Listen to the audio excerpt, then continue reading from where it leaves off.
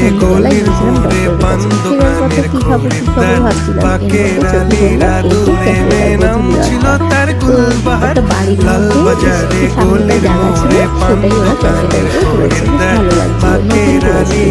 এর আগে অনেকবার ঘুরছি, তখন কিন্তু যেতে পারিনি, ছুটির সময় বললো ওপেনিং করেছে। যাই হোক, এখানে ফ্যামিলি নিয়েও আসা যাবে, বন্ধু টন্ধু নিয়ে আসা যাবে, সুন্দর করেছে। বাড়ির মতো জায়গা ছিল, রাস্তার পাশে, বেশ ভালো লেগেছে।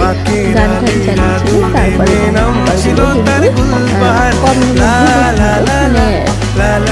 যে হাইফাই দাম সেরকম না। তো আমরা আজকে সবকিছু ট্রাই করেছিলাম, যেহেতু নতুন খুলেছিল অল্প অল্প সবকিছু করেছিল।